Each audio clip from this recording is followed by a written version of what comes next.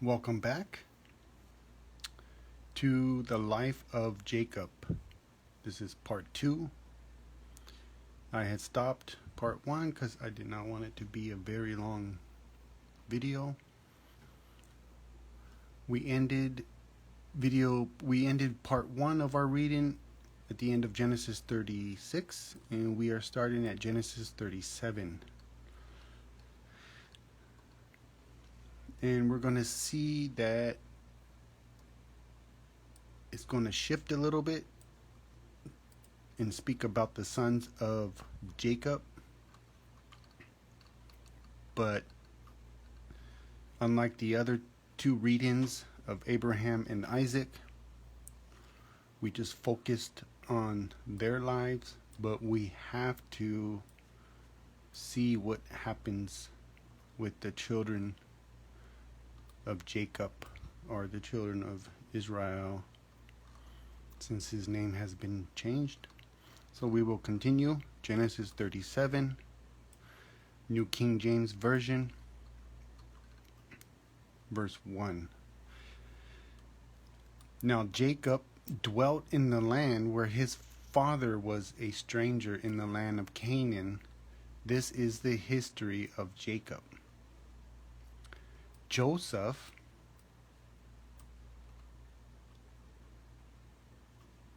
being 17. Now Joseph, who is Joseph? He's the son of Jacob, the son of Israel, and he is the 11th born son of Jacob, and he was the firstborn of Rachel, but the 11th born son.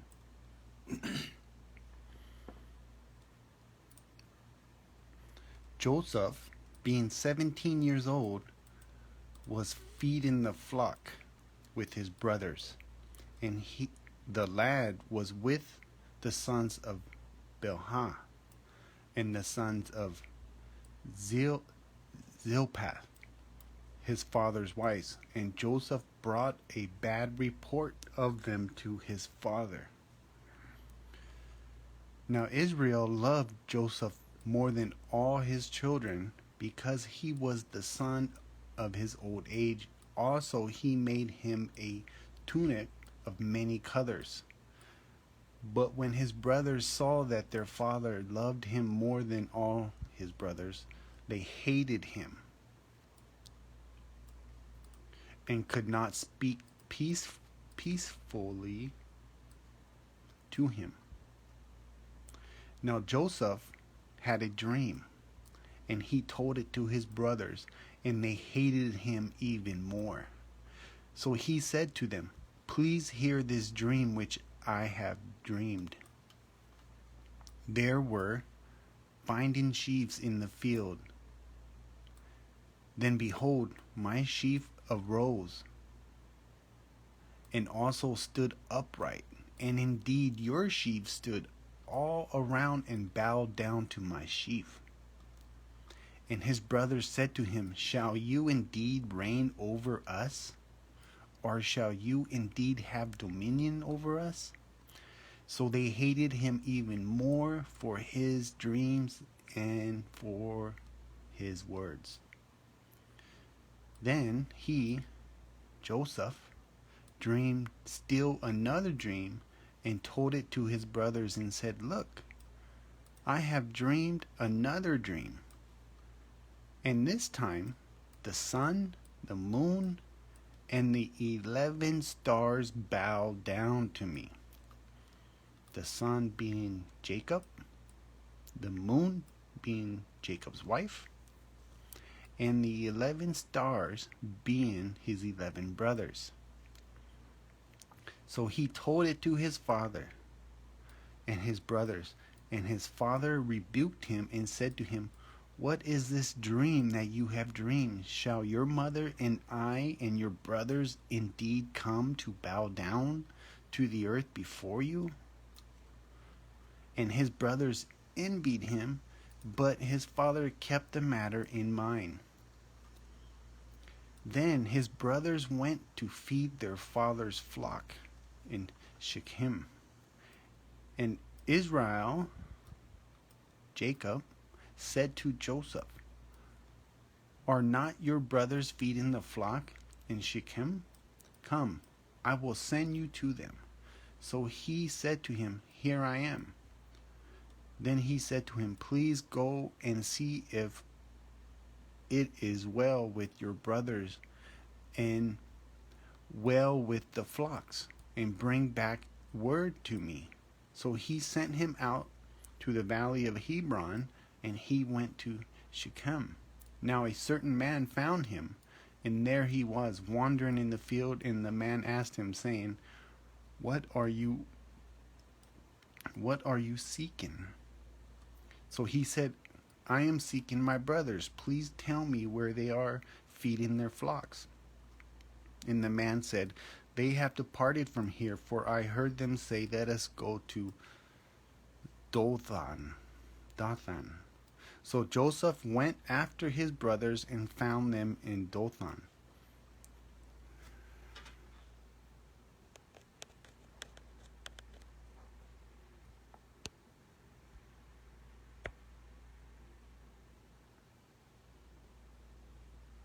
Now when they saw him afar off, his brothers, even before he came near them, they conspired against him to kill him. Then they said to one another, "Look, this dreamer is coming. Come, therefore, let us now kill him and cast him into some pit, and we shall say, 'Some wild beast has devoured him.' We shall see what will become of his dreams."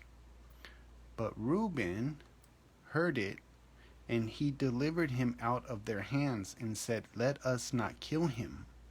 And Reuben said to them, "Shed no blood, but cast him into this pit which is in the wilderness, and do not lay a hand on him, that he might deliver him out of their hands, and bring him back to his father." So it came to pass, when Joseph had come to his brothers, that they stripped Joseph of his tunic, the tunic of many colors that was on him. Then they took him and cast him into a pit, and the pit was empty. There was no water in it. And they sat down to eat a meal. Then they lifted their eyes and looked, and there was a company of Ishmaelites coming from Gilead, with their camels bearing spices, balm, and myrrh, and on their way to carry them down to Egypt. So Judah said to his brothers, "What profit is there if we kill our brother and conceal his blood? Come, and let us sell him to the Ishmaelites, and let not our hand be upon him, for he is our brother and our flesh." And his brothers listened. Then Midianite traders passed by. So the brothers pulled Joseph up and lifted him out of the pit, and sold him to the Ishmaelites for 20 shekels of silver, and they took Joseph to Egypt. Then Reuben returned to the pit, and indeed Joseph was not in the pit, and he tore his clothes. And he returned to his brothers and said, "The lad is no more, and I, where shall I go?" So they took Joseph's tunic, killed a kid of the goats, and dipped the tunic in the blood. Then they sent the tunic of many colors, and they brought it to their father and said, "We have found this. Do you know whether it is your son's tunic or not?" And he recognized it and said, "It is my son's tunic. A wild beast has devoured him. Without doubt, Joseph is torn to pieces." Then Jacob tore his clothes, put sackcloth on his ways, and mourned for his son many days. And all his sons and all his daughters arose to comfort him, but he refused to be comforted. And he said, For I shall go down into the grave of my son in mourning. Thus his father wept for him. Now the Midianites had sold him in Egypt to Potiphar, an officer of Pharaoh and captain of the guard.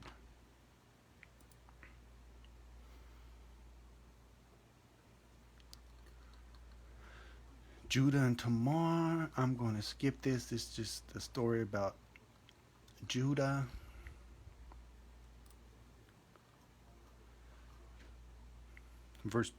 Chapter 39, starting in verse 1. Now Joseph had been taken down to Egypt, and Potiphar, an officer of Pharaoh, captain of the guard, an Egyptian, brought him from the Ishmaelites who had taken him down there. The Lord was with Joseph, and he was successful. He was a successful man, and he was in the house of his master, the Egyptian. And his master saw that the Lord was with him, and that the Lord made all he did to prosper in his hand. So Joseph found favor in his sight, and served him. Then he made him overseer of his house, and all that he had put under his authority. So it was, from the time that he had made him overseer of his house, and all that he had, the Lord blessed the Egyptian's house for Joseph's sake. And the blessing of the Lord was on all that he had in the house and in the field. Thus he left all that he had in Joseph's hand, and he did not know what he had except for the bread which he ate.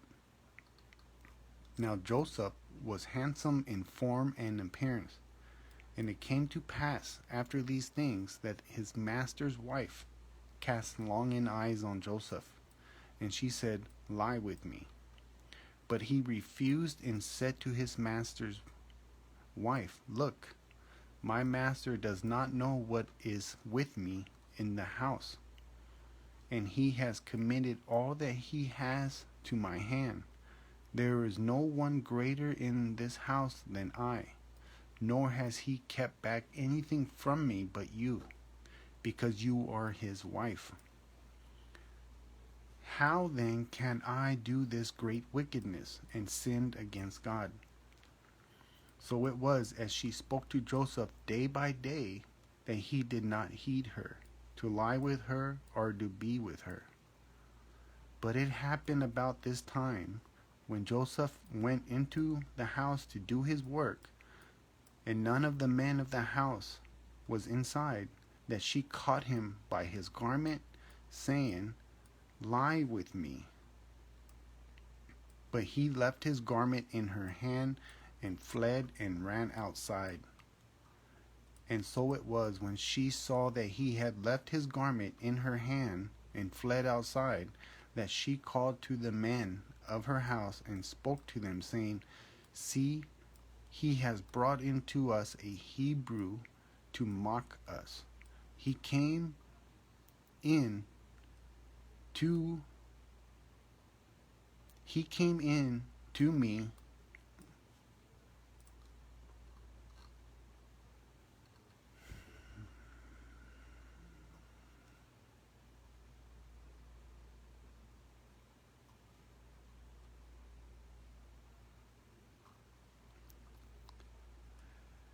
He came in to me to lie with me, and I cried out with a loud voice. And it happened, when he heard that I lifted my voice and cried out, that he left his garment with me and fled and went outside. So she kept his garment with her until his master came home. Then she spoke to him with words like these, saying, the Hebrew servant whom you brought to us came in to me to mock me. So it happened as I lifted my voice and cried out that he left his garment with me and fled outside. So it was when his master heard the words which his wife spoke to him, saying, Your servant did to me after this manner, that his anger was aroused. Then Joseph's master took him and put him into the prison, a place where the king's prisoners were confined. And he was there in the prison, but the Lord was with Joseph and showed him mercy. And he gave him favor in the sight of the keeper of the prison. And the keeper of the prison committed to Joseph's hand all the prisoners who were in the prison. Whatever they did there, it was his doing. The keeper of the prison did not look into anything that was under Joseph's hand or Joseph's authority, because the Lord was with him, and whatever he did, the Lord made it prosper.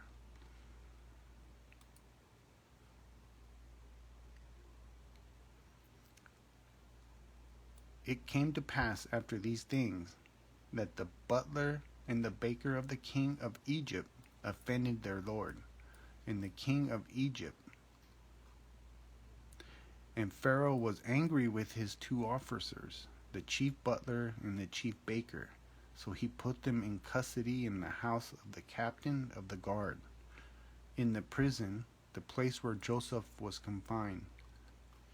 And the captain of the guard charged Joseph with them, and he served them, so they were in custody for a while.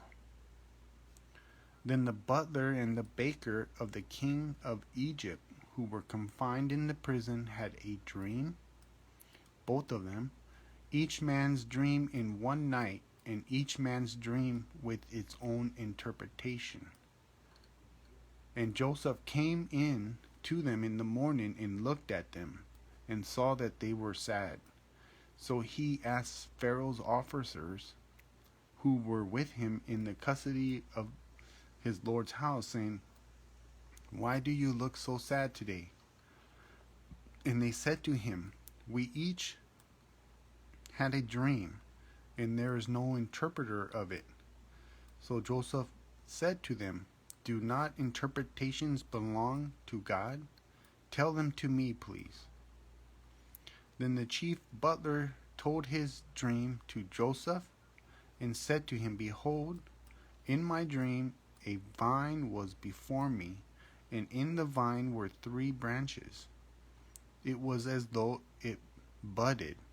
Its blossoms shot forth, and its clusters brought forth ripe grapes. Then Pharaoh's cup was in my hand, and I took the grapes and pressed them into Pharaoh's cup, and placed the cup in Pharaoh's hand. And Joseph said to him, This is the interpretation of it. The 3 branches are 3 days. Now within 3 days Pharaoh will lift up your head and restore you to your place. And you will put Pharaoh's cup in his hand according to the former manner when you were his butler. But remember me when it is well with you, and please show kindness to me. Make mention of me to Pharaoh, and get me out of this house. For indeed I was stolen away from the land of the Hebrews, and also I have done nothing here that they should put me into the dungeon. Then the chief baker saw that the interpretation was good, and he said to Joseph, I also was in my dream, and there were 3 white baskets on my head. In the uppermost basket were all kinds of baked goods for Pharaoh, and the birds ate them out of the basket of my head. So Joseph answered and said, This is the interpretation of it. The 3 baskets are 3 days. Within 3 days, Pharaoh will lift off your head from you and hang you on a tree, and the birds will eat your flesh from you. Now it came to pass on the third day, which was Pharaoh's birthday, that he made a feast for all his servants, and he lifted up the head of the chief butler and of the chief baker among his servants. Then he restored the chief butler to his butlership again, and he placed the cup of Pharaoh's hand. But he hanged the chief baker, as Joseph had interpreted to them. Yet the chief butler did not remember Joseph, but forgot him.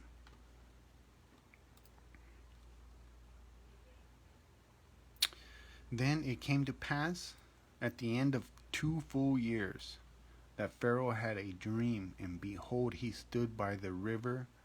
Suddenly there came up out of the river 7 cows, fine looking and fat, and they fed in the meadow. Then behold, 7 other cows came up after them out of the river, ugly and gaunt, and stood by the other cows on the bank of the river. And the ugly and the gaunt cows ate up the 7 fine looking and fat cows. So Pharaoh awoke. He slept and dreamed a second time, and suddenly 7 heads of grain came up on one stalk, plump and good. Then behold, 7 thin heads, blighted by the east wind, sprang up after them. And the 7 thin heads devoured the 7 plump and full heads. So Pharaoh awoke, and indeed it was a dream. Now it came to pass in the morning that his spirit was troubled, and he sent and called for all the magicians of Egypt and all its wise men, and Pharaoh told them his dreams, but there was no one who could interpret them for him. Then the chief butler spoke to Pharaoh, saying, I remember my faults this day, when Pharaoh was angry with his servants, and put me in custody in the house of the captain of the guard.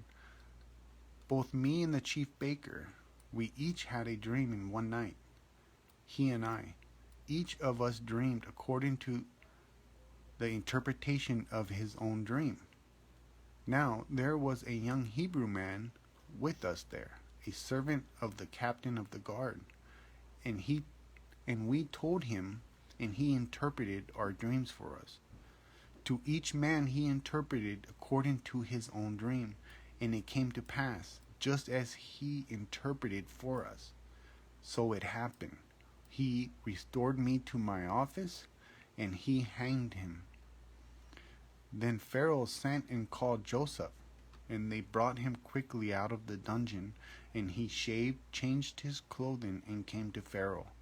And Pharaoh said to Joseph, I have had a dream, and there is no one who can interpret it, but I have heard it said of you that you can understand a dream, to interpret it. So Joseph answered Pharaoh, saying, It is not in me. God will give Pharaoh an answer of peace. Then Pharaoh said to Joseph, Behold, in my dream I stood on the bank of the river. Suddenly 7 cows came up out of the river, fine looking and fat, and they fed in the meadow. Then behold, 7 other cows came up after them, poor and very ugly and gaunt, such ugliness as I have never seen in all the land of Egypt. And the gaunt and ugly cows ate up the first 7, the fat cows. When they had eaten them up, no one would have known that they had eaten them, for they were just as ugly as at the beginning. So I awoke. Also I saw in my dream, and suddenly 7 heads came up on one stalk, full and good. Then behold, 7 heads, withered, thin, and blighted by the east wind, sprang up after them.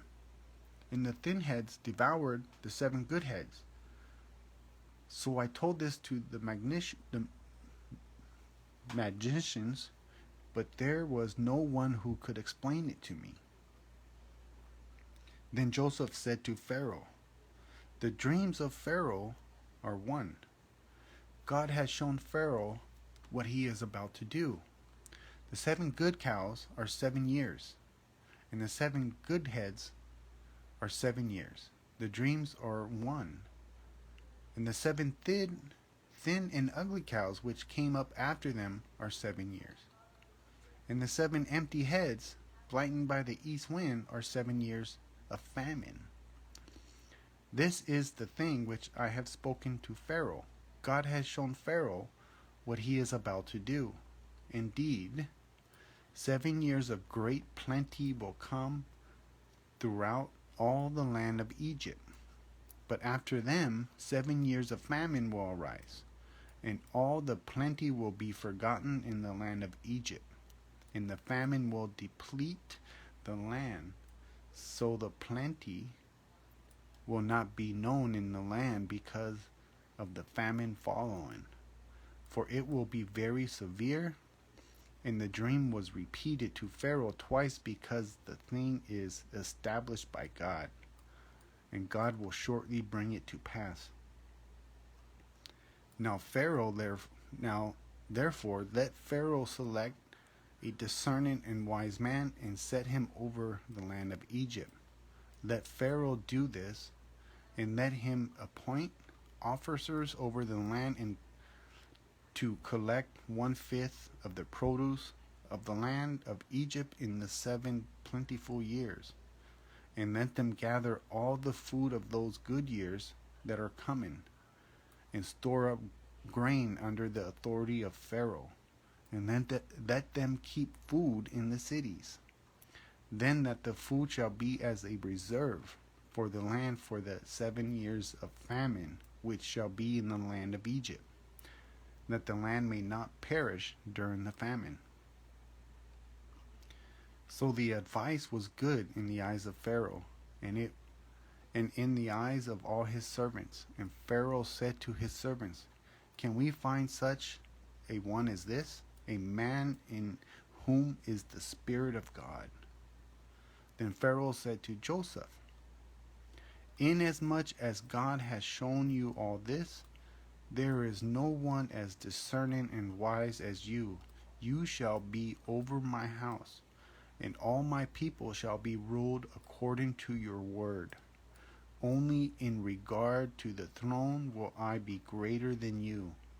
And Pharaoh said to Joseph, See, I have set you over all the land of Egypt." Then Pharaoh took his signet ring off his hand and put it on Joseph's hand, and he clothed him in garments of fine linen and put a gold chain around his neck. And he had him ride in the 2nd chariot which he had, and they carried out before him. And they cried out before him, "Now bow the knee." So he set him over all the land of Egypt. Pharaoh also said to Joseph, "I am Pharaoh, and without your consent no man may lift his hand or foot in all the land of Egypt." And Pharaoh called Joseph's name Zaphnath Paneah, and he gave him as a wife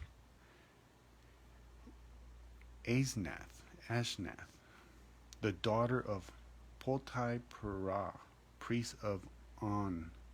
So Joseph went out over all the land of Egypt. Joseph was 30 years old when he stood before Pharaoh, king of Egypt.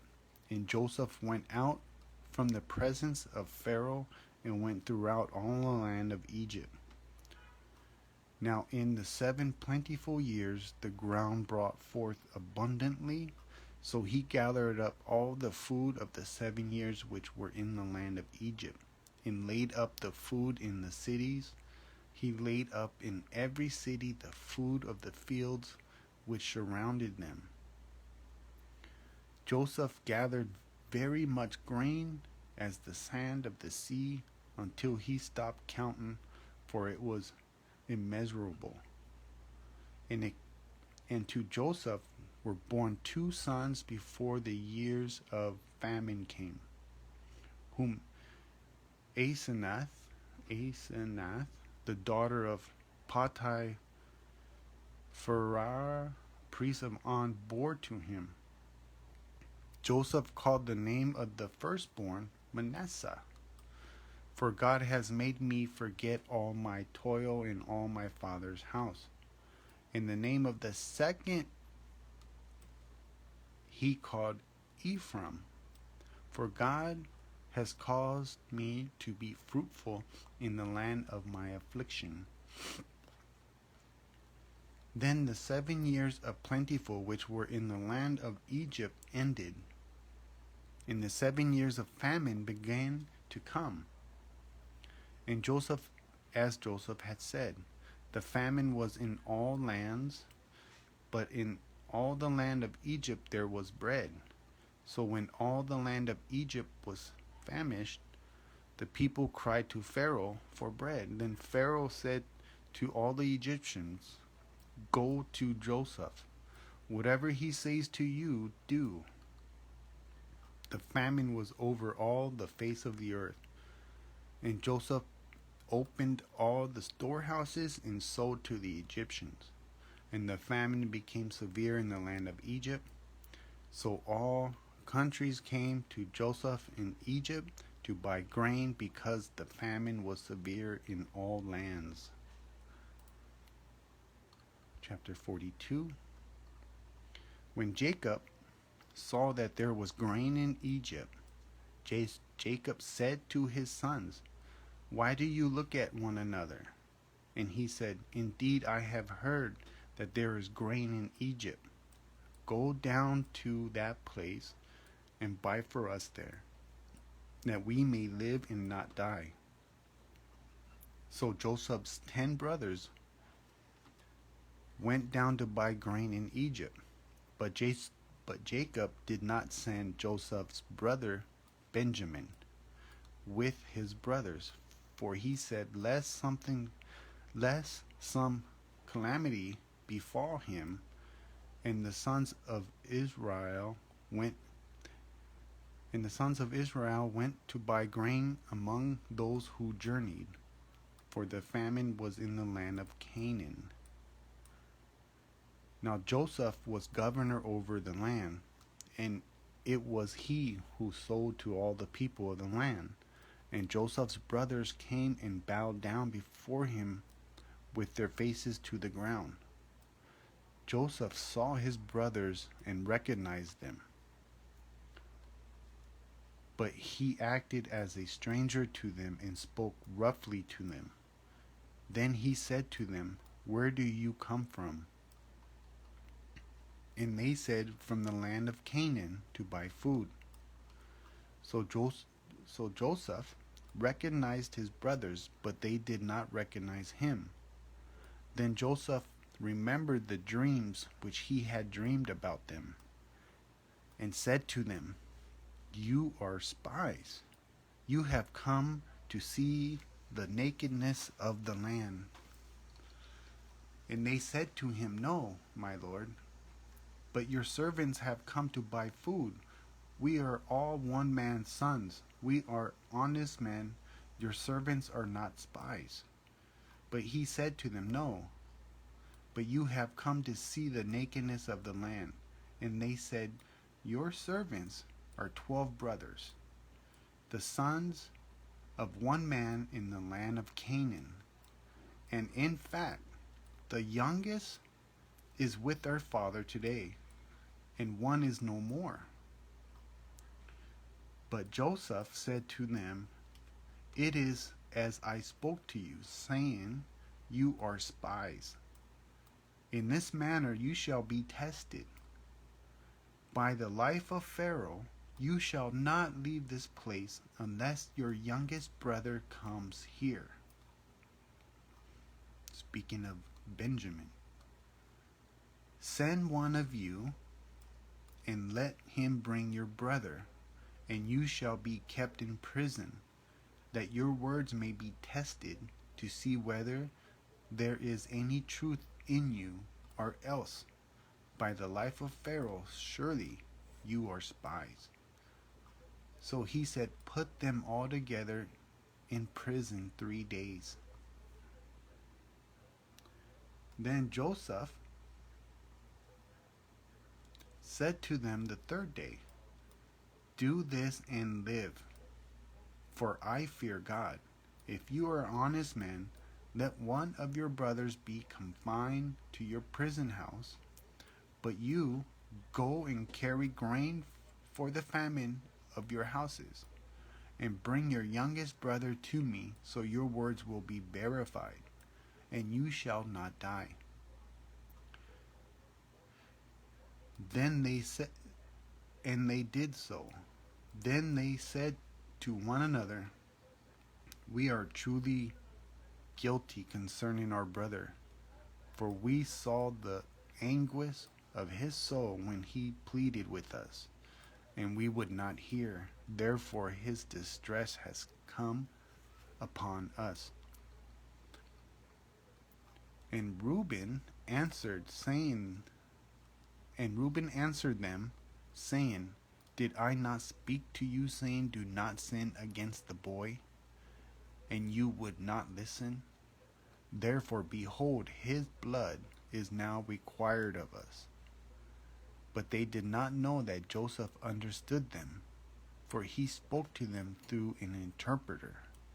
And he turned himself away from them and wept. Then he returned to them again and talked with them, and he took Simeon from them and bound him before their eyes.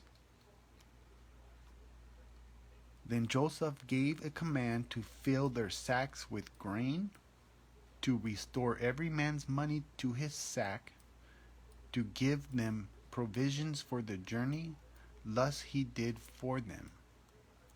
So they loaded their donkeys with the grain and departed from there.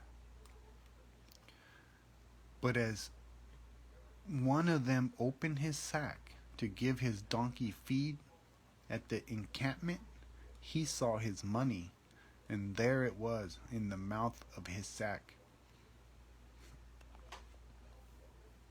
So he said to his brothers, my money has been restored, and there it is in my sack. Then their hearts failed them, and they were afraid, saying to one another, what is this that God has done to us? Then they went to Jacob, their father, in the land of Canaan, and told him all that had happened to them, saying, the man who is Lord of the land spoke roughly to us, and took us for spies of the country. But we said to him, we are honest men, we are not spies. We are 12 brothers, sons of our father. One is no more, and the youngest is with our father this day in the land of Canaan. Then the man, the Lord of the country, said to us, by this I will know that you are honest. Leave one of your brothers here with me, take food for the famine of your households, and be gone. And bring your youngest brother to me, so I shall know that you are not spies, but that you are honest men. I will grant your brother to you, and you may trade in the land. So he's testing them to see if they've changed their ways. Almost like he's testing to see if they killed Benjamin as well, or meant to kill him, or wanted to get rid of him as well. Then it happened, as they emptied their sacks, that surprisingly each man's bundle of money was in his sack. And when they and their father saw the bundles of money, they were afraid. And Jacob their father said to them, you have bereaved me Joseph is no more, Simeon is no more, and you want to take Benjamin? All these things are against me. Then Reuben spoke to his father, saying, Kill my 2 sons, if I do not bring him back to you. Put him in my hands, and I will bring him back to you. But he said, My son shall not go down with you, for his brother is dead, and he is left alone. If any calamity shall befall him along the way in which you go, then you would bring down my gray hair with sorrow to the grave. Chapter 43. Now the famine was severe in the land, and it came to pass, when they had eaten up the grain which they had brought from Egypt, that their father said to them, Go back, buy us a little food. But Judah spoke to him, saying, The man solemnly warned us, saying, You shall not see my face unless your brother is with you. Speaking of Benjamin. If you send our brother with us, we will go down and buy you food. But if you will not send us, we will not go down. For the man said to us, You shall not see my face unless your brother is with you. And Israel said, Why did you deal so wrongfully with me, as to tell the man whether you had still another brother? But they said, The man asked us pointedly about ourselves and our family, saying, Is your father still alive? Have you another brother? And we told him according to these words. Could we possibly have known that he would say, Bring your brother down? Then Judah said to Israel his father, Send the lad with me, and we will arise and go, that we may live and not die, both we and you, and also our little ones. I myself will be surety for him. From my hand you shall acquire him.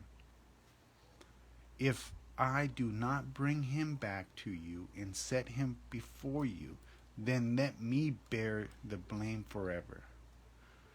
For if we had not lingered, surely by now we would have returned the second time. So you see the difference between Judah and Reuben. Reuben said if he doesn't bring Benjamin back, kill his 2 sons. He was not taking no authority, but Benjamin, Judah he stands up and he takes authority for his own life. Let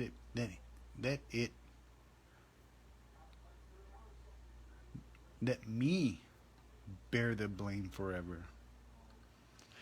And their father Israel said to them, If it must be so, then do this. Take some of my best fruits of the land in your vessels and carry down a present for the man, a little balm and a little honey, spices and myrrh, pistachios, nuts, and almonds. Take double money in your hand, and take back in your hand the money that was returned in the mouth of your sacks. Perhaps it was an oversight. Take your brother also, and arise, go back to the man, and may God Almighty give you mercy before the man, that he may release your other brother and Benjamin. If I am bereaved, I am bereaved. So the men took that present and Benjamin, and they took double money in their hand, and arose and went down to Egypt, and they stood before Joseph. When Joseph saw Benjamin with them, he said to the steward of his house, Take these men to my home, and slaughter an animal, and make ready, for these men will dine with me at noon. Then The man did as Joseph ordered, and the man brought the men to Joseph's house. Now the men were afraid because they were brought into Joseph's house, and they said, "It is because of the money which was returned in our sacks the first time that we are brought in, so that he may make a case against us and seize us, to take us as slaves with our donkeys." When they drew near to the steward of Joseph's house, they talked with him at the door of the house, and said, "O sir, we indeed came down the first time to buy food, but it happened when we came to the encampment that we opened our sacks, and there each man's money was in the mouth of his sack. Our money is full weight, so we have brought it back in our hand, and we have brought down our money in our hands to buy food. We do not know who put our money in our sacks." But he said, "Peace be with you. Do not be afraid. Your God and the God of your father has given you treasure in your sacks. I had your money." Then he brought Simeon out to them. So the man brought the men into Joseph's house and gave them water, and they washed their feet, and he gave their donkeys feed. Then they made the present ready for Joseph's coming at noon, for they heard that they would eat bread there. And when Joseph came home, they brought him the present which was in their hand into the house, and bowed down before him to the earth. Then he asked them about their well-being, and said, "Is your father well? The old man of whom you spoke, is he still alive?" He wants to know if his father is alive. And they answered, "Your servant, our father, is in good health. He is still alive." And they bowed their heads down and prostrated themselves. Then he lifted his eyes and saw his brother Benjamin, his mother's son, and said, "Is this your younger brother of whom you spoke to me?" And he said, "God be gracious to you, my son." Now his heart yearned for his brother, so Joseph made haste and sought somewhere to weep. And he went into his chamber and wept there. Then he washed his face and came out and restrained himself and said, "Serve the bread." So they set him a place by himself, and them by themselves, and the Egyptians who ate with him by themselves, because the Egyptians could not eat food with the Hebrews, for that is an abomination to the Egyptians.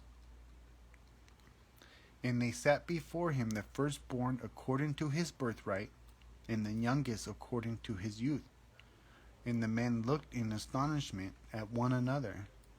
Then he took servants to them from before him, but Benjamin's servant was 5 times as much as any of theirs. So they drank and were merry with him. Chapter 44. And he commanded the steward of his house, saying, "Fill the man's sacks with food as much as they can carry, and put each man's money in the mouth of his sack. Also put my cup, the silver cup, in the mouth of the sack of the youngest, and his grain money." So he did according to the word that Joseph had spoken. As soon as the morning dawned, the men were sent away, they and their donkeys.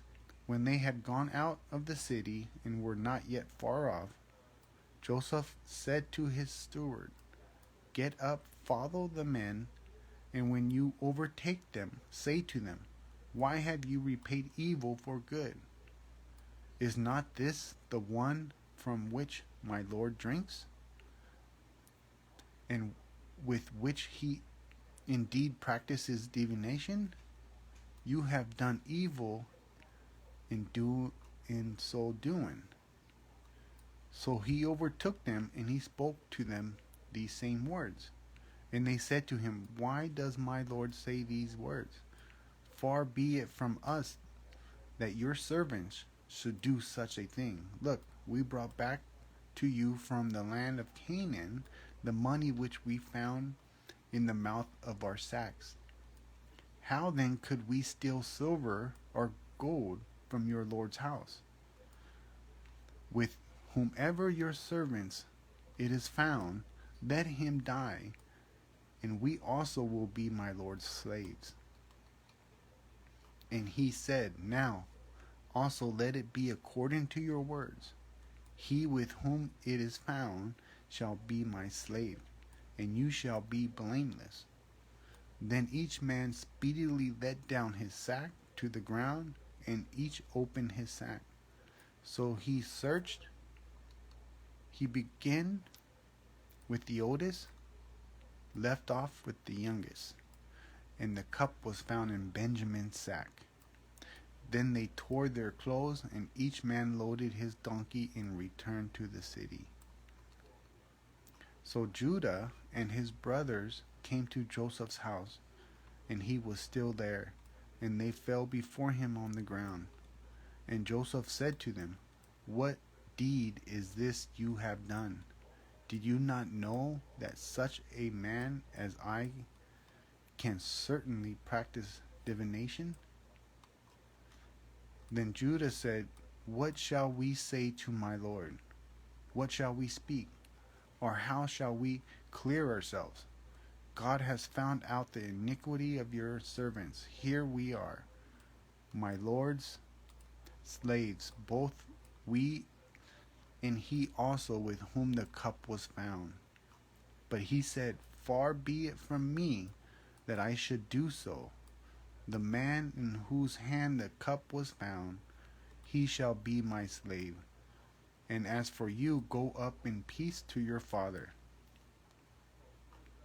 Then Judah came near to him and said, O my Lord, please let your servant speak a word in my Lord's hearing, and do not let your anger burn against your servant, for you are even like Pharaoh. My Lord asked his servants, saying, Have you a father or a brother? And we said to my Lord, We have a father, an old man, and a child of his old age, who is young. His brother is dead, and he alone is left of his mother's children, and his father loves him. Then you said to your servants, Bring him down to me, that I may set my eyes on him. And we said to my Lord, The lad cannot leave his father, for if he should leave his father would die. But you said to your servants, Unless your youngest brother comes down with you, you shall see my face no more. So it was when we went up to your servant my father, that we told him the words of my Lord. And our father said, Go back and buy us a little food. But we said, We cannot go down if our youngest brother is with us.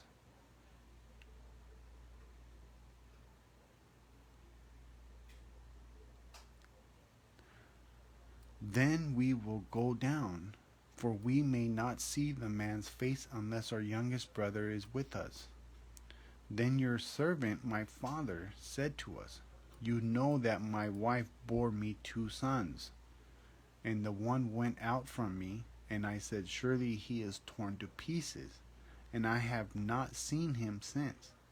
But if you take this one also from me, and calamity befalls him, you shall bring down my gray hair with sorrow to the grave. Now therefore, when I come to your servant my father, and the lad is not with us, since his life is bound up in the lad's life, it will happen, when he sees that the lad is not with us, that he will die. So your servants will bring down the gray hair of your servant, our father, with sorrow to the grave. For your servant became surety for the lad to my father, saying, If I do not bring him back to you, then I shall bear the blame before my father forever. Now therefore please let your servant remain instead of the lad, as a slave to my lord, and let the lad go up with his brothers. For how shall I go up to my father if the lad is not with me? Lest perhaps I see the evil that would come upon my father.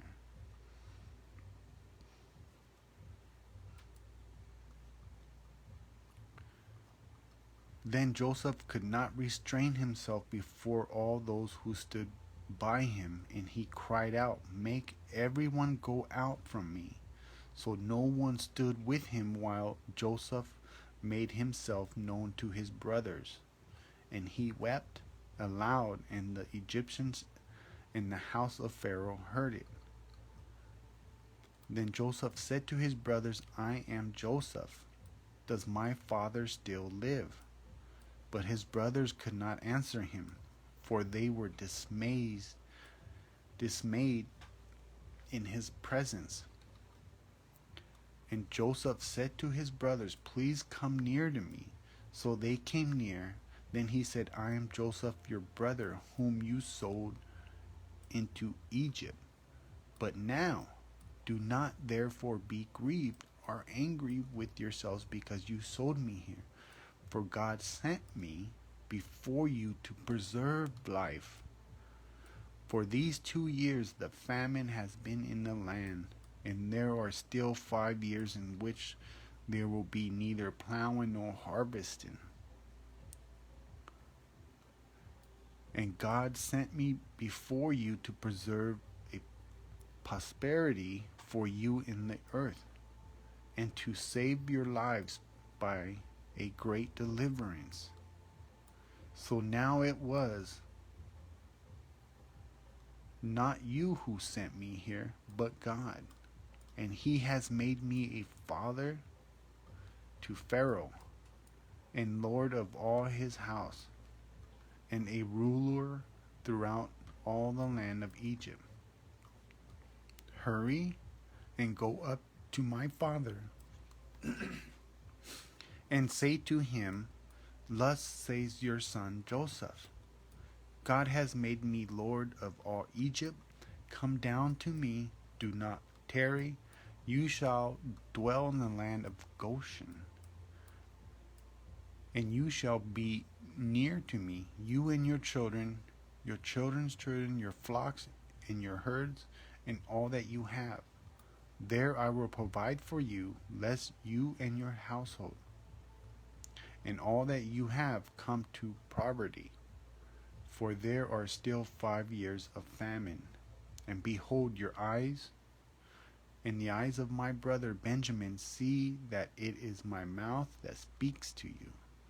So you shall tell my father of all my glory in Egypt, and of all that you have seen, and you shall hurry and bring my father down here. Then he fell on his brother Benjamin's neck and wept, and Benjamin wept on his neck. Moreover, he kissed all his brothers and wept over them. And after that, his brothers talked with him.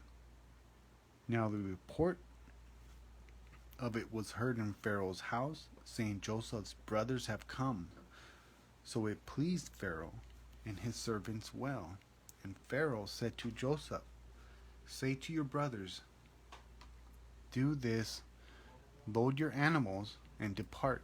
Go to the land of Canaan, bring your father and your households, and come to me. I will give you the best of the land of Egypt, and you will eat the fat of the land. Now you are commanded, do this.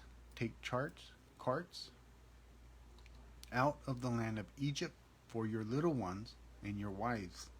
Bring your father and come.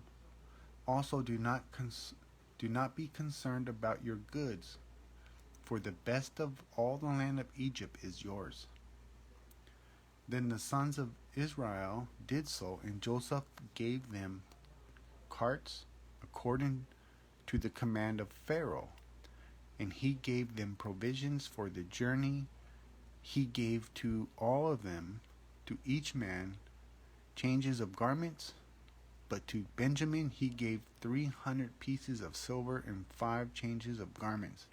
And he sent to his father these things: 10 donkeys loaded with the good things of Egypt, and 10 female donkeys loaded with grain, bread, and food for his father for the journey. So he sent his brothers away, and they departed. And he said to them, "See that you do not become troubled along the way." Then they went up out of Egypt and came to the land of Canaan to Jacob their father. And they told him, saying, "Joseph is still alive, and he is governor over all the land of Egypt." And Jacob's heart stood still, because he did not believe them.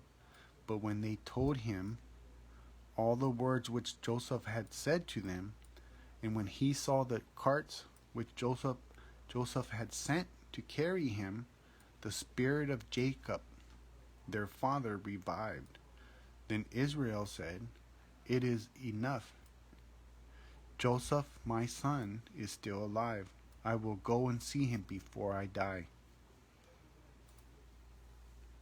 Chapter 46. So Israel took his journey with all that he had, and came to Beersheba, and offered sacrifices to the God of his father Isaac. Then God spoke to Israel in the vision of the night, and said, "Jacob, Jacob." And he said, "Here I am." So God said, "I am God, the God of your father. Do not fear to go down to Egypt, for I will make of you a great nation there.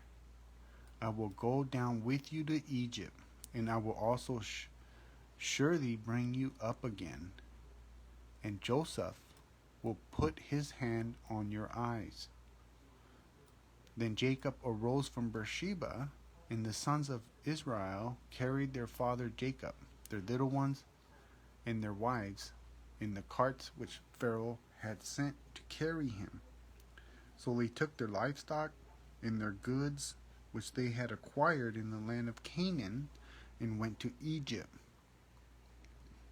Jacob and all his descendants with him, his sons and his sons' sons, his daughters and his sons' daughters, and all his descendants he brought with him to Egypt. Now these were the names of the children of Israel: Jacob and his sons who went to Egypt. Reuben was Jacob's firstborn. The sons of Reuben were Hanok, Palu, Hezron, and Carmi. The sons of Simeon were Jamin, Ohad, Jachin, Zohar, and Shamal, the son of a Canaanite woman. The sons of Levi were Gershon, Kohath, and Merari. The sons of Judah were Onan, Shelah, Perez, and Zerah. But and Onan died in the land of Canaan. The sons of Perez were Hezron, and Hamul. The sons of Issachar were Tola, Puvah, Job, and Shimeron.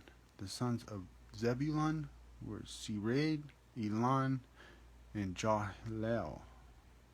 These were the sons of Leah, whom she bore to Jacob in Paddan Aram with his daughters Dinah.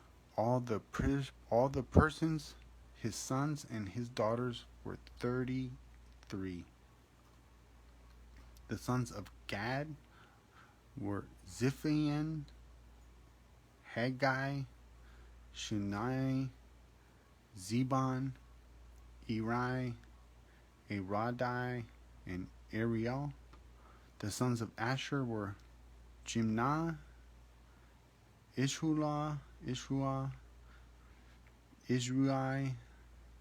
Beriah, and Sarah, their sister. And the sons of Beri were Heber and Malchiel. These were the sons of Zilpah, whom Laban gave to Leah his daughter, and these she bore to Jacob.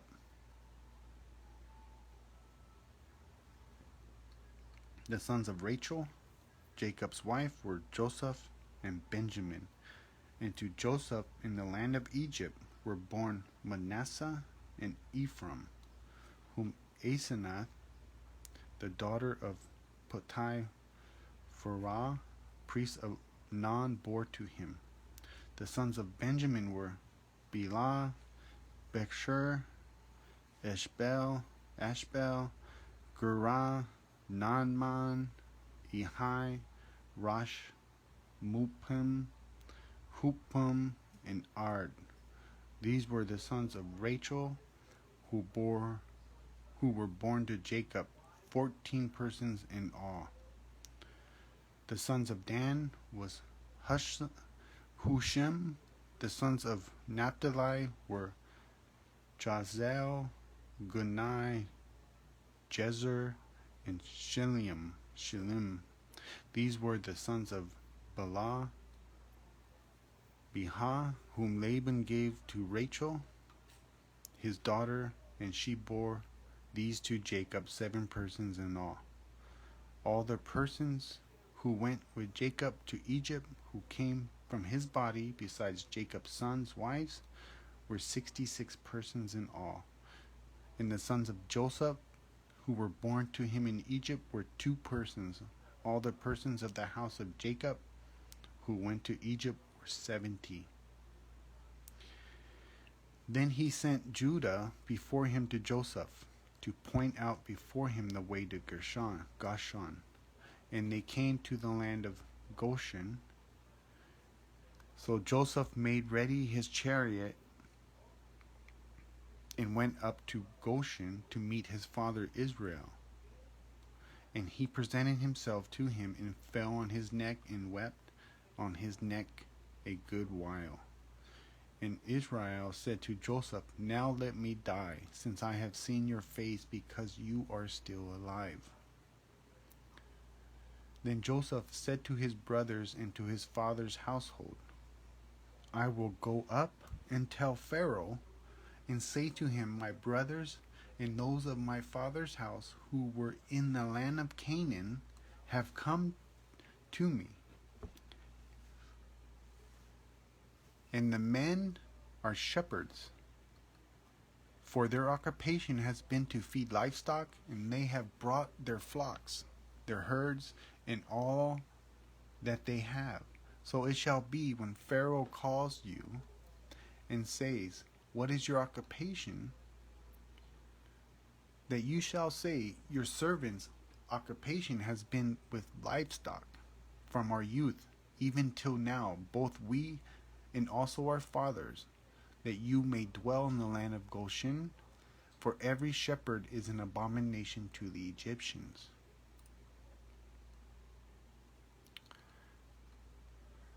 Chapter 47. Then Joseph went and told Pharaoh and said, "My father and my brothers, their livestock and their herds, and all that they possess, have come from the land of Canaan, and indeed they are in the land of Goshen." And he took 5 men from among his brothers and presented them to Pharaoh. Then Pharaoh said to his brothers, "What is your occupation?" And they said to Pharaoh, "Your servants are shepherds, both we and our fathers." And they said to Pharaoh, "We have come to dwell in the land, because your servants have no pasture for their flocks. For the famine is severe in the land of Canaan, Now therefore, please let your servants dwell in the land of Goshen. Then Pharaoh spoke to Joseph, saying, Your father and your brothers have come to you. The land of Egypt is before you. Have your father and your brothers dwell in the best of the land. Let them dwell in the land of Goshen. And if you know any contented man among them, please make them chief herdsmen over my livestock.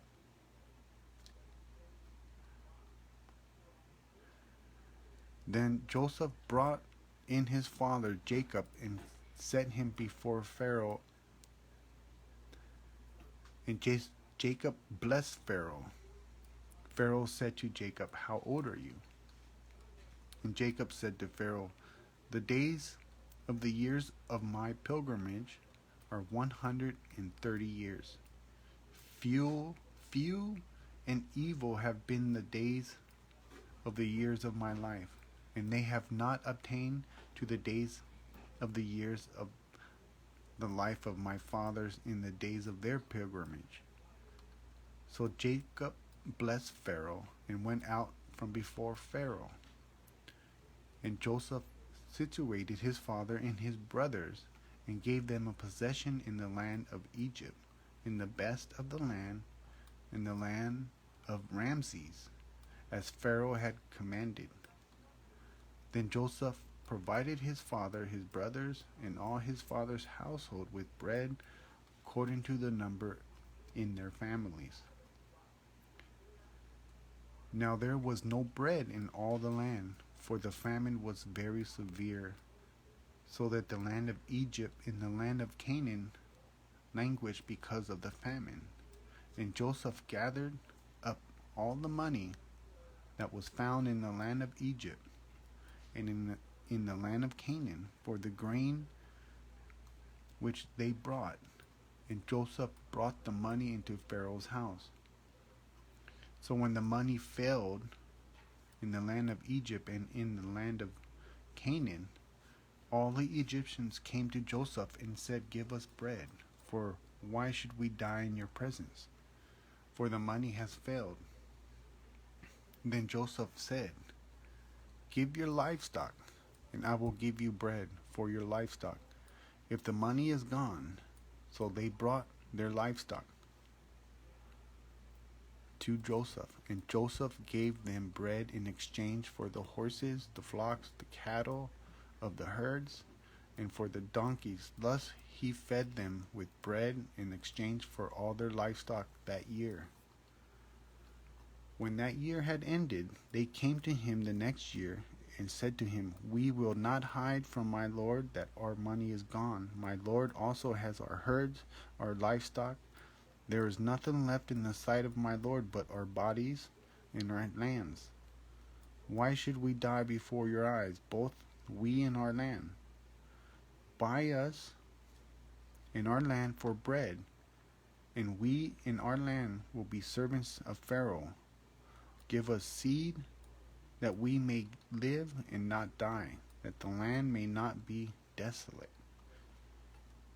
Then Joseph brought all the land of Egypt for Pharaoh, for every man of the Egyptians sowed his field, because the famine was severe upon them. So the land became Pharaoh's, and as for the people, he moved them into the cities, from one end of the borders of Egypt to the other end. The only land of the priests he did not buy, for the priests had rations allotted to them by Pharaoh, and they ate their rations which Pharaoh gave them. Therefore they did not sell their lands. Then Joseph said to the people, Indeed, I have brought you in your land this day for Pharaoh. Look, here is seed for you, and you shall sow the land. And it shall come to pass in the harvest that you shall give 1/5 to Pharaoh. 4/5 shall be your own, as seed for the field, for your food, for those of your households, and as food for your little ones. So they said, "You have saved our lives. Let us find favor in the sight of my Lord, and we will be Pharaoh's servants." And Joseph made it a law over the land of Egypt to this day that Pharaoh should have 1/5, except for the land of the priests only, which did not become Pharaoh's. So Israel dwelt in the land of Egypt, in the country of Goshen, and they had possessions there, and grew and multiplied exceedingly. And Jacob lived in the land of Egypt 17 years. So the length of Jacob's life was 147 years. When the time drew near that Israel must die, he called his son Joseph, and said to him, "Now if I have found favor in your sight, please put your hand under my thigh, and deal kindly and truly with me." This is to make an oath, remember? "Place your hand under my thigh. Please do not bury me in Egypt, but let me lie with my fathers. You shall carry me out of Egypt and bury me in their burial place."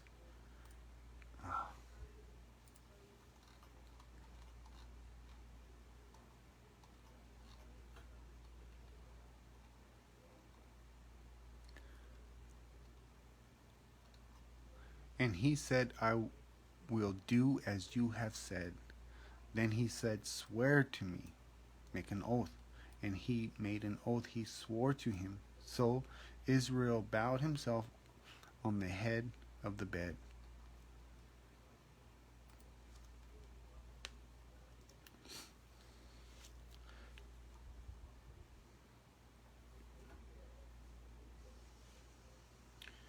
Now, this is chapter 48. Now it came to pass after these things that Joseph was told, "Indeed your father is sick." And he took with him his 2 sons, Manasseh and Ephraim. Now this account is very important. And Jacob was told, "Look, your son Joseph is coming to you."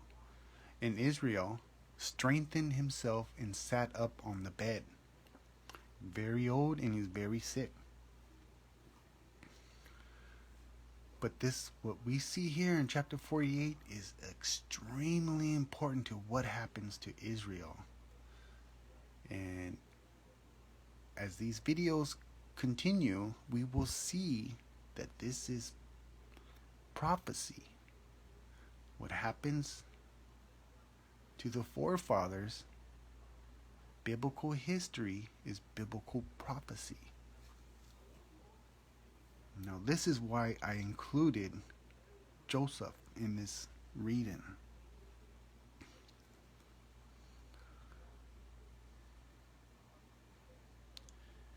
Verse 3, Then Jacob said to Joseph, "God Almighty appeared to me at Luz in the land of Canaan, and blessed me, and said to me, Behold, I will make you fruitful and multiply you, and I will make of you a multitude of people, and give this land to your descendants after you as an everlasting possession." An everlasting possession. And now your 2 sons, Ephraim and Manasseh, who were born to you in the land of Egypt before I came to you in Egypt, are mine. See that?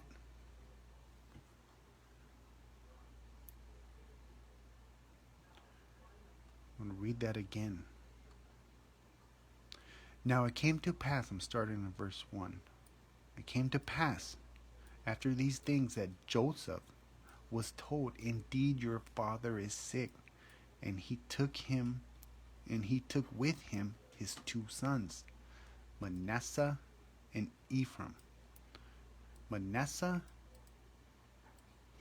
the firstborn, Ephraim, the secondborn. Now this would be Jacob's two grandsons from Joseph. And Jacob was told, look, your son Joseph is coming to you. And Israel, Jacob, strengthened himself and sat up on the bed because he's sick.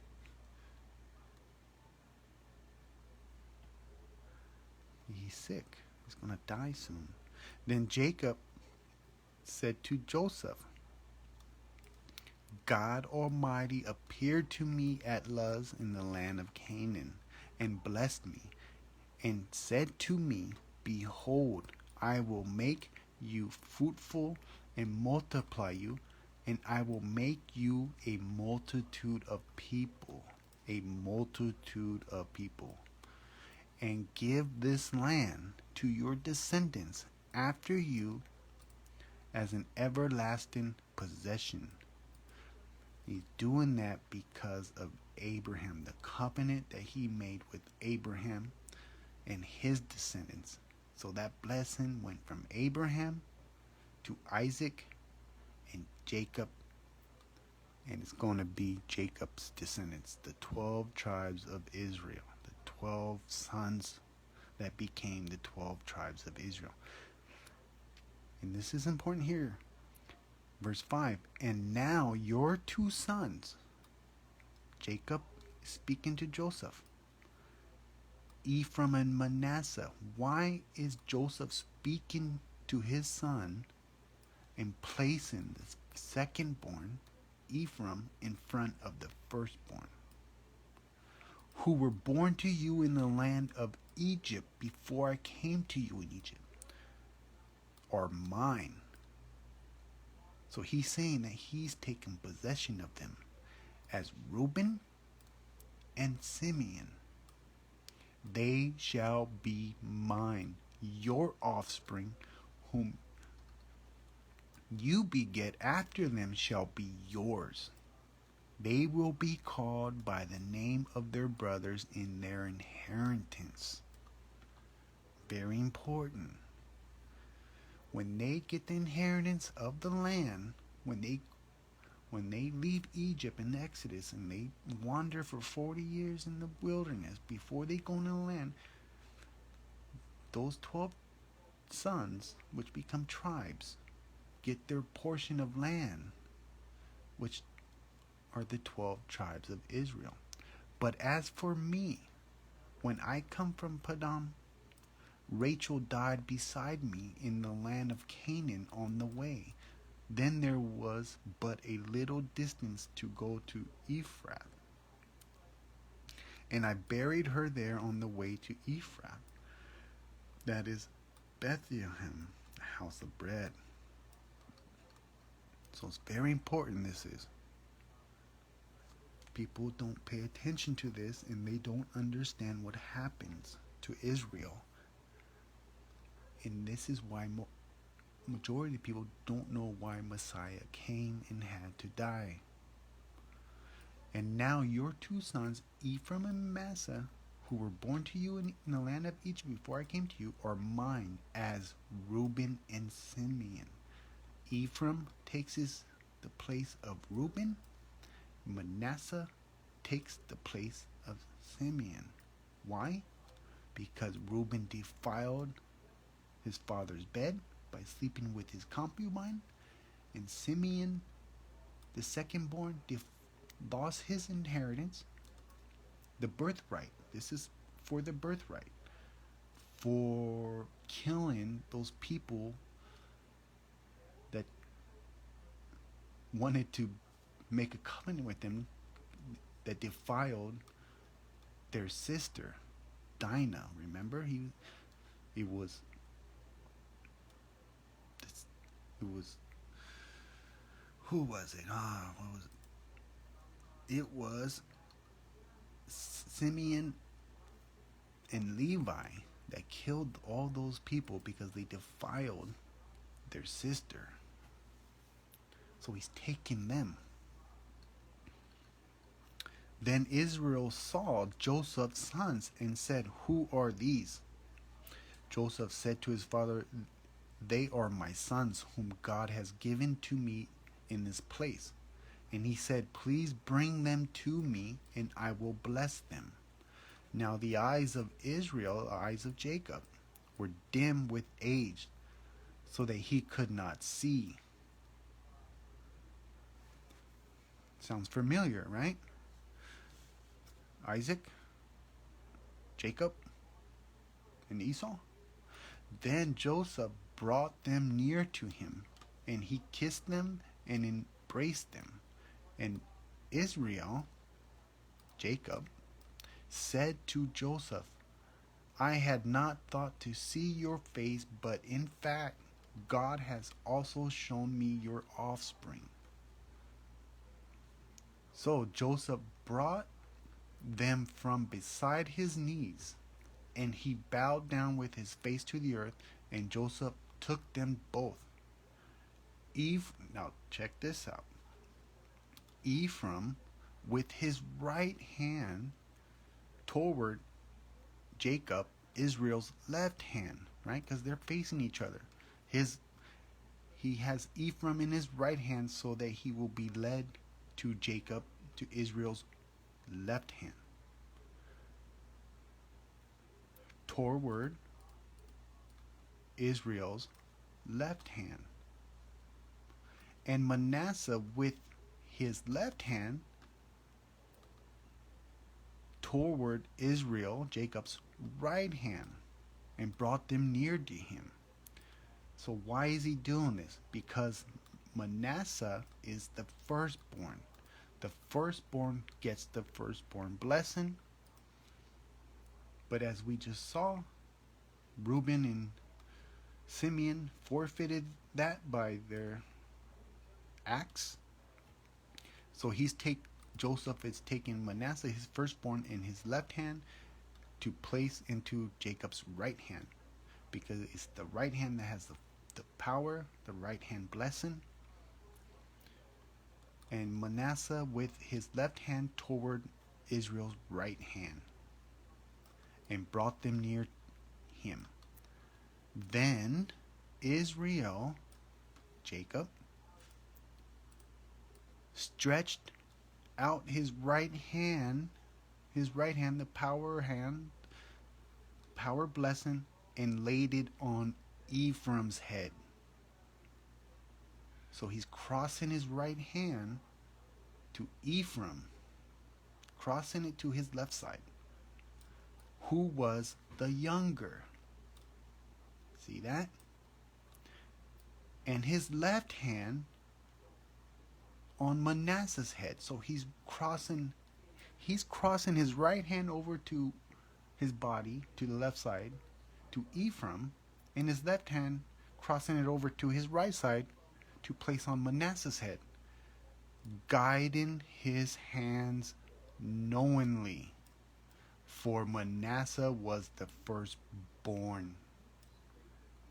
Very, very, very important to understand this, because how do I say this? This is key to everything for the redemption of Israel. Why Messiah had to come and die. Why, if God came in the flesh as Messiah to forgive sin, and he had to die to forgive sin, why? How many times did God say, turn from your sins and I'll forgive you. Just come back. God can forgive without dying. Why did God have to die in the flesh? This is why. This leads to it.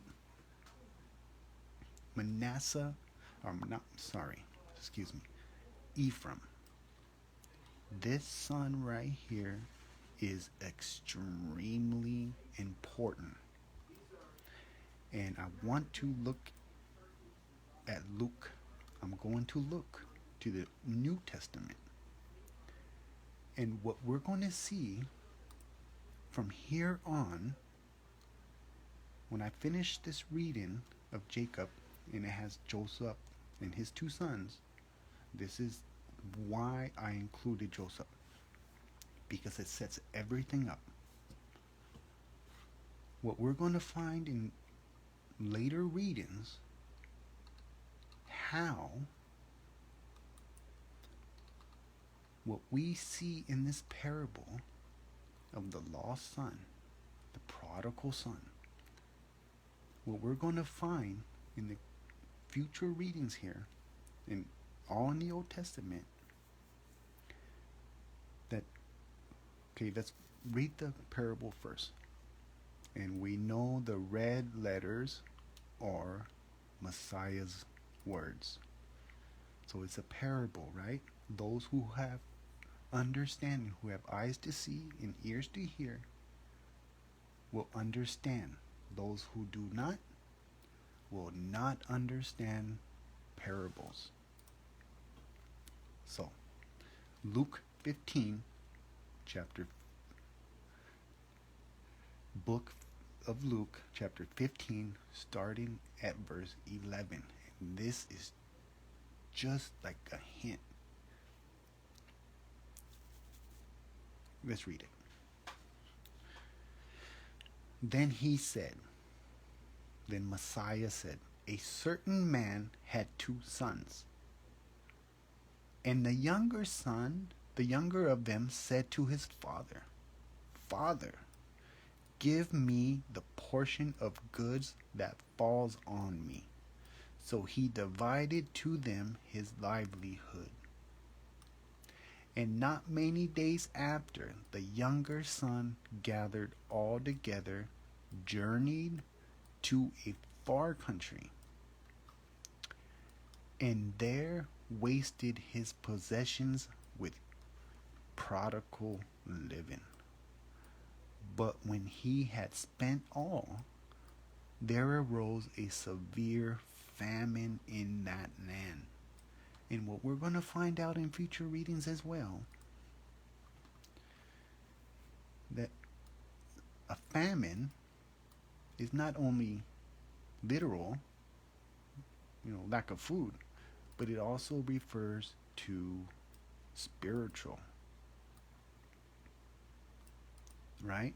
Of sin and not living by the word of God. But when he had spent all, there arose a severe famine in that land, and he began to be in want. Then he went and journeyed himself to a citizen of that country, and he sent him into his fields to feed swine, and he would gladly have filled his stomach with the pods that the swine ate, and no one gave him anything. But when he came to himself, he said, how many of my father's hired servants have bread enough and to spare, and I perish with hunger? I will arise and go to my father, and will say to him, Father, I have sinned against heaven and before you, and I am no longer worthy to be called your son. Make me like one of your hired servants. And he arose and came to his father. But when he was still a great way off, his father saw him and had compassion, and ran and fell on his neck and kissed him. And the son said to him, Father, I have sinned against heaven and in your sight, and am no longer worthy to be called your son.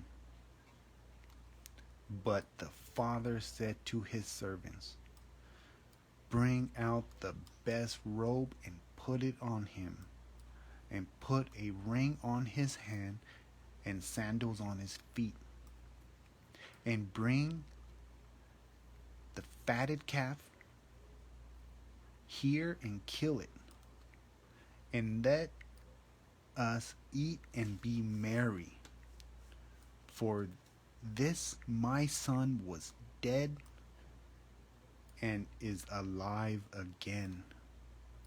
He was lost and is found, and they began to be merry. Now his older son was in the field, and as he came and drew near to the house, he heard music and dancing.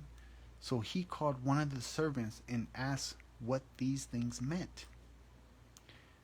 And he said to him, Your brother has come home, and because he has received him safe and sound, your father has killed the fatted calf.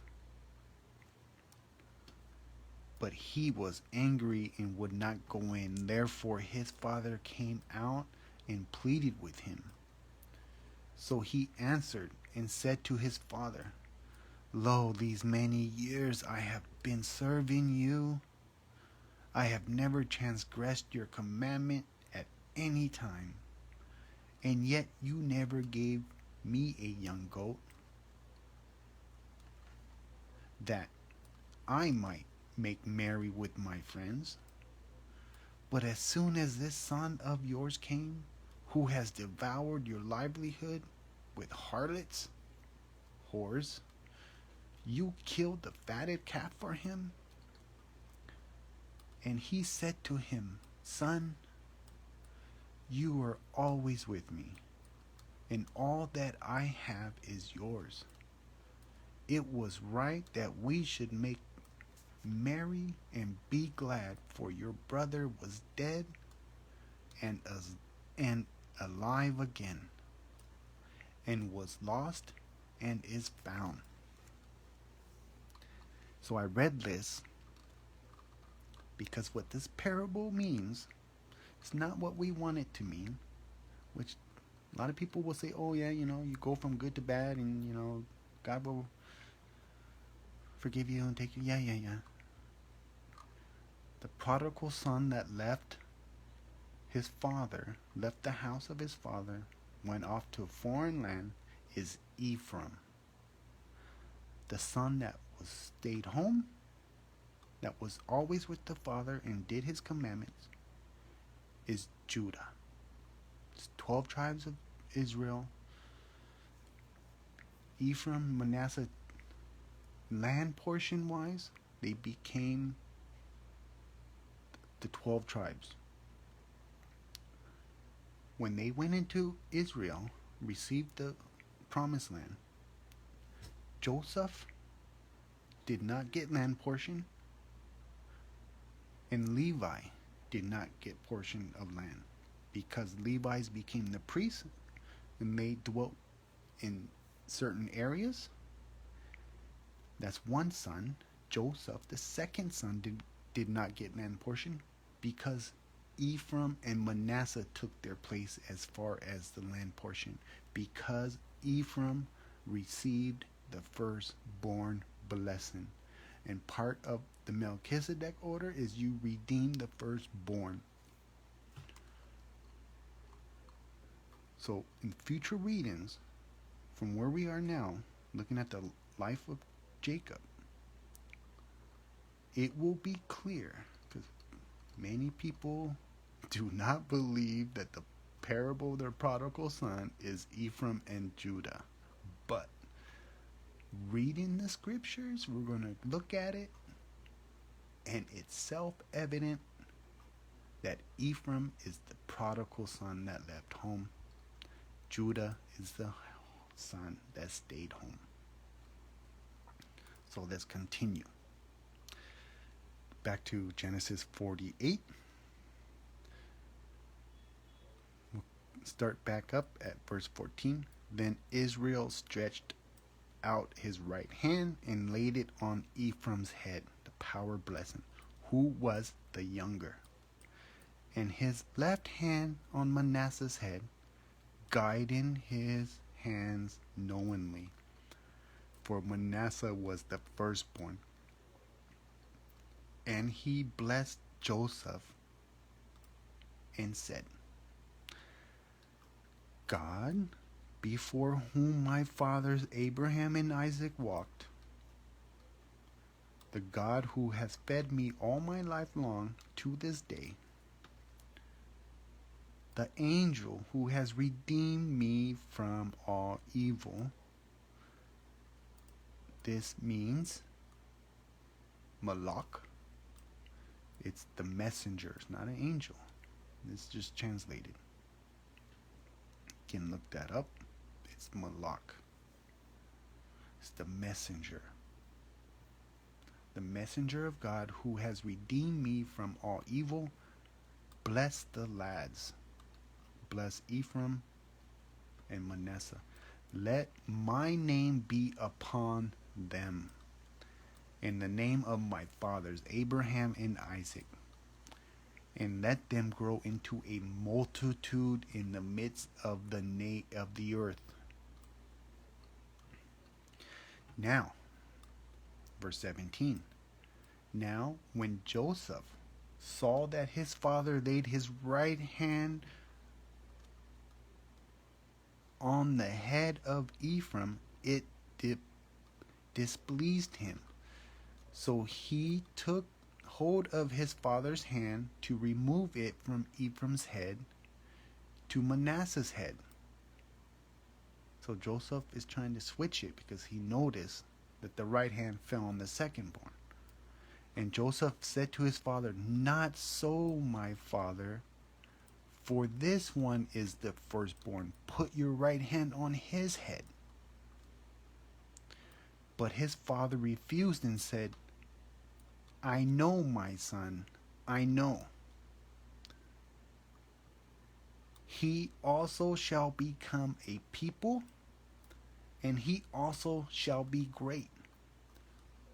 But truly his younger brother, Ephraim, shall be greater than he, and his descendants, the descendants of Ephraim, shall become a multitude of nations.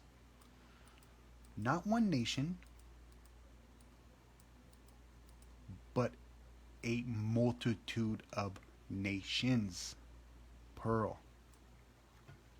How does one of the 12 tribes of Israel, how does his descendants become a multitude of nations? This blessing is a prophecy. Ask, read, find out.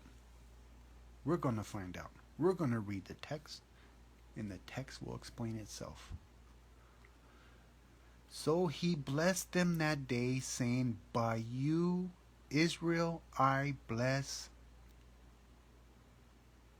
saying, May God make you as Ephraim and as Manasseh.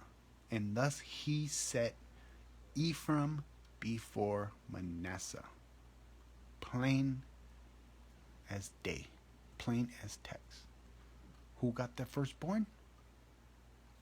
From Jacob? From Israel? Was it his sons or his two grandsons? But who got the firstborn blessing? It was Ephraim. And this is why Ephraim is extremely important for the rest of the text, from here to the end of the Bible. And we're going to see what the text says about that. Then Israel, Jacob, said to Joseph, Behold, I am dying, but God will be with you and bring you back to the land of your fathers. Moreover, I have given to you one portion above your brothers, which I took from the hand of the Amorite with the sword in my bow. So how did he give How did he give Jacob? I have given to you one portion above your brothers. So his brothers received one portion of land when they get into the promised land, but he gave them two. Land portion for Ephraim and a land portion for Manasseh. And that will happen. We'll see that when it happens.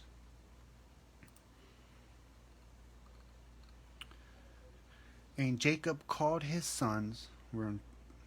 So that chapter 48 is extremely important. So we went through that. Chapter 49.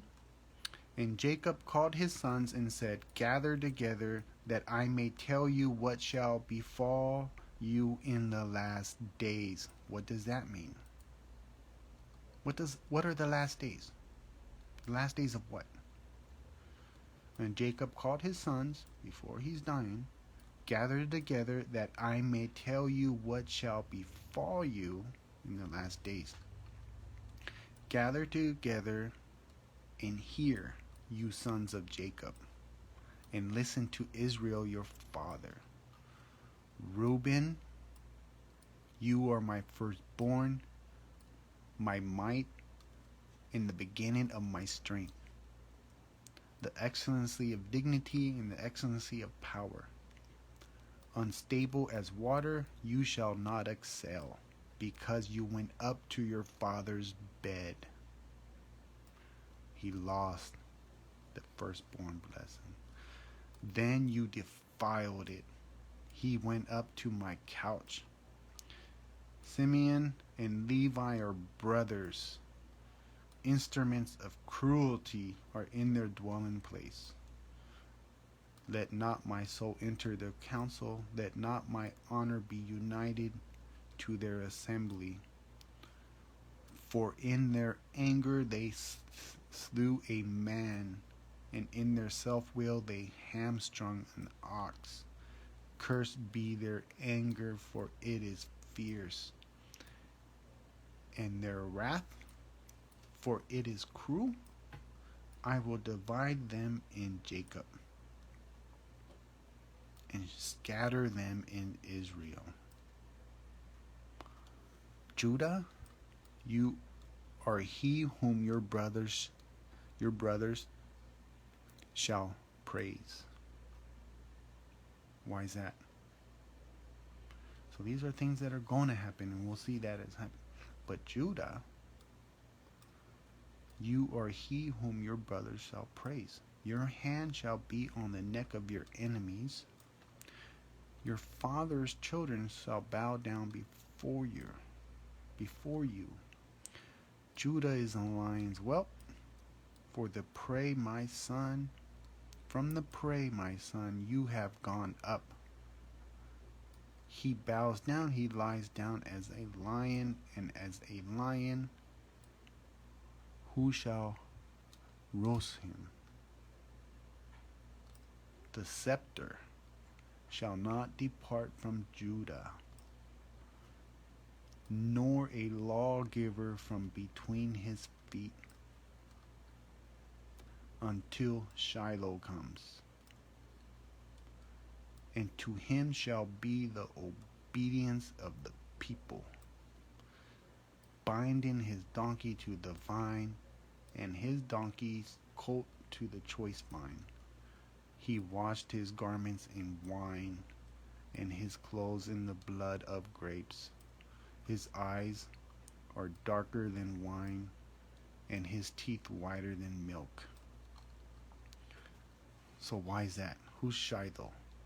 Until Shiloh comes. That's the Messiah, the scepter, which are king. So much here, but we'll go through this. We'll come back to this as it unfolds. But just Messiah, our Messiah, is from the tribe of Judah. The Jews are from Judah.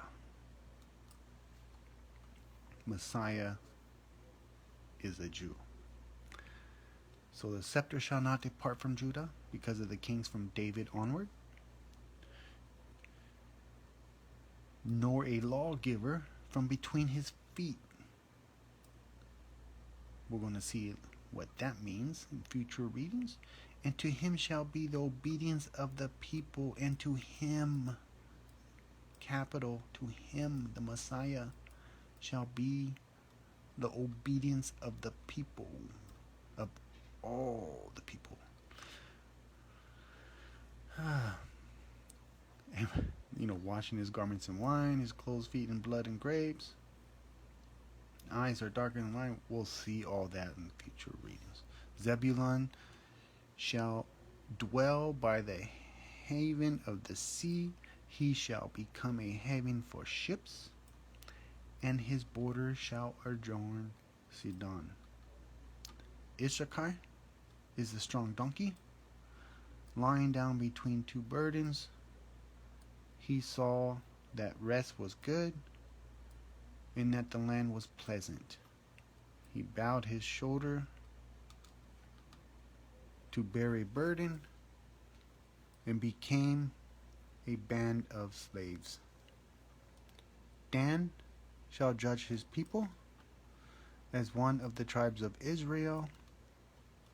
Dan shall be a serpent by the way, a viper by the path, that bites the horse's heels, so that its rider shall fall backwards.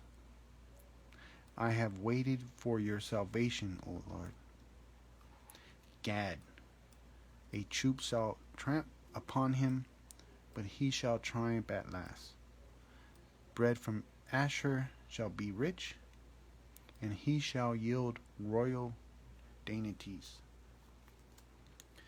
Naphtali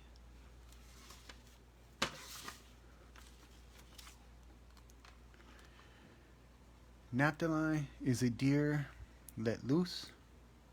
He uses beautiful words.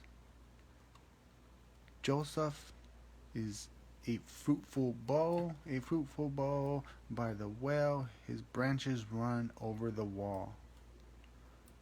The archers have bitterly grieved him, shot at him and hated him. But his bow remained in strength, and the arms of his hands were made strong by the hands of the mighty God of Jacob. From there is the shepherd, the stone of Israel. By the God of your father, who will help you, and by the Almighty, who will bless you with blessings of heaven above, blessings of the deep that lies beneath, blessings of the beasts of the breasts of the womb, the blessings of your father have excelled the blessings of my ancestors. Up to the utmost bound of the everlasting hills, they shall be on the head of Joseph. Who is the head of Joseph? Who received the firstborn blessing? And on the crown of the head of him who was separate from his brothers. Who was separate from his brothers? It was Joseph when they sold him to Egypt. And what we're going to see that whole incident when they sold when they sold Joseph to Egypt, on the crown of the head of him who was separate from his brothers, Joseph. That is biblical prophecy. And we're going to see how that happens, and we're going to see when that happens. Incredible. Benjamin is a ravenous wolf. In the morning he shall devour the prey, and at night he shall divide the spoil. All these are the 12 tribes of Israel, and this is what their father spoke to them. And he blessed them, and he blessed each one according to his own blessing. The 12 tribes of Israel. Then he charged them and said to them, I am to be gathered to my people. Bury me with my fathers in the cave that is in the field of Ephron the Hittite, in the cave that is in the field of Machpelah,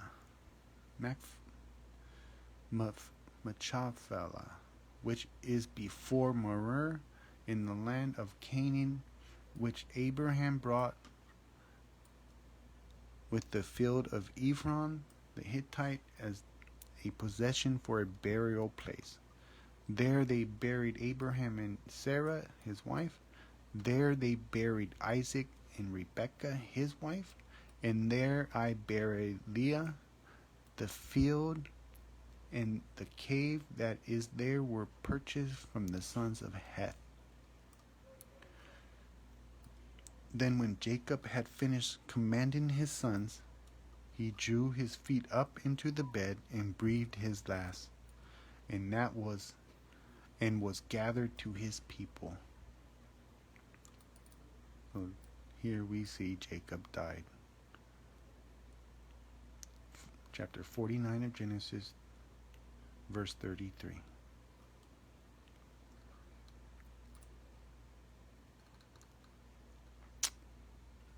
Then Genesis 50, verse 1. Then Joseph fell on his father's face and wept over him and kissed him. And Joseph commanded his servants, the physicians, and embalmed his father. So the physicians embalmed Israel. 40 days were required for him, for such are the days required for those who are embalmed. And the Egyptians mourned for him 70 days. Now when the days of his mourning were past, Joseph spoke to the household of Pharaoh, saying, If now I have found favor in your eyes, please speak in the hearing of Pharaoh, saying, My father made me swear, saying, Behold, I am dying in my grave, which I dug for myself in the land of Canaan. There you shall bury me. Now therefore, please let me go up and bury my father, and I will come back. And Pharaoh said, Go up and bury your father, as he made you swear. Oath. It was an oath, right? They use the word swear. So Joseph went up to bury his father, and with him went up all the servants of Pharaoh, the elders of his house, and all the elders of the land of Egypt, as well as all the house of Joseph, his brothers, his fathers, and his father's house. Only their little ones, their flocks and their herds, they left in the land of Goshen. And there went up with him both chariots and horsemen, and it was a very great gathering. Then they came to the threshing floor of Atad, which is beyond the Jordan, and they mourned there with a great and very solemn lamentation. He observed 7 days of mourning for his father. And when the inhabitants of the land, the Canaanites, saw the mourning at the threshing floor of Atad, they said, This is a deep mourning of the Egyptians. Therefore its name was called Abel Mizraim, which is beyond the Jordan. So his sons did for him just as he had commanded them. For his sons carried him to the land of Canaan, and buried him in the cave of the field of Machpelah before Mamre, which Abraham brought with the field from Ephron the Hittite as property for a burial place. And after he had buried his father, Joseph returned to Egypt. And he and his brothers and all who went up with him to bury his father. When Joseph's brothers saw that their father was dead, they said, Perhaps Joseph will hate us and may actually repay us for all the evil which we did to him. They sold him, remember? So they sent messengers to Joseph, saying, before your father died, he commanded, saying, thus you shall say to Joseph, I beg you, please forgive the trespasses of your brothers and their sin, for they did evil to you. Now please forgive the trespass of the servants of the God of your father. And Joseph wept when they spoke to him. Then his brothers also went and fell down before his face, and they said, behold, we are your servants. Joseph said to them, do not be afraid, for am I in the place of God? But as for you, you meant evil against me,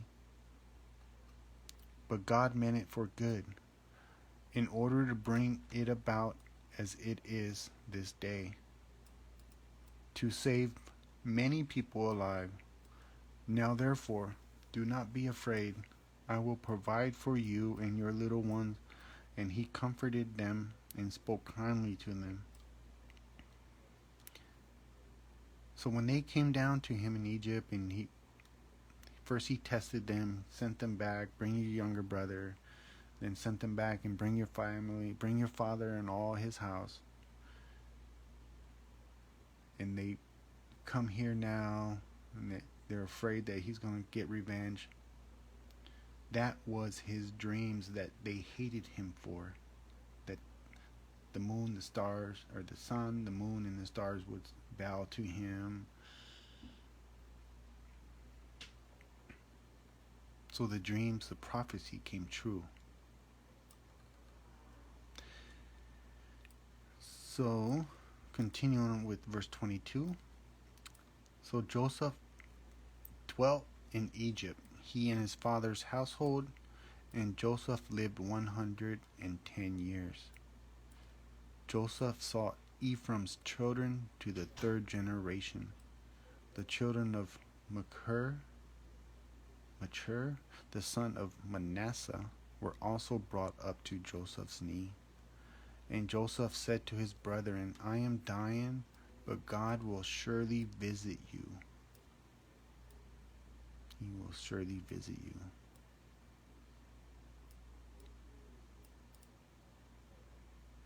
What does that say?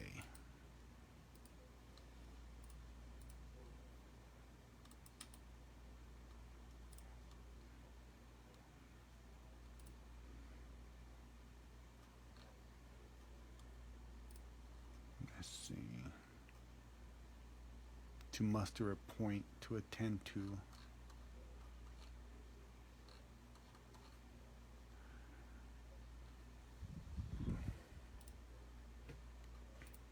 I have to look into that, because I heard some teachings say that when I am dying, but God will surely visit you and bring you out of this land to the land of which he swore to Abraham. Visit means that in the Hebrew word, the Hebrew word that was used, it means will redeem you. But God will surely redeem you and bring you out of this land. I have to look at that again. Not 100% sure.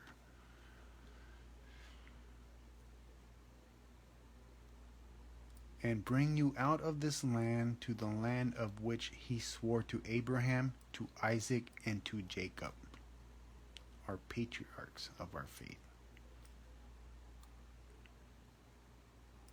Then Joseph took an oath from the children of Israel, saying, God will surely visit you, and you shall carry up my bones from here. So Joseph died, and being 110 years old, and they embalmed him, and he was put in a coffin in Egypt. So this is the end of our reading today. That was the last chapter of Genesis. So we'll stop here, and Take a look at Genesis 48 and the blessing of Ephraim. Take a note of it, mental, write it, something. Remember it, because it is extremely important. In our future readings, you're going to see how it all plays out. So I thank you for being here with me for this reading. I hope you have a blessed week. I hope your family is blessed. I hope you have a loving week. I hope all is well with you. May God, the God of Abraham, Isaac, and Jacob, bless you and keep your family safe always. Thank you. Amen.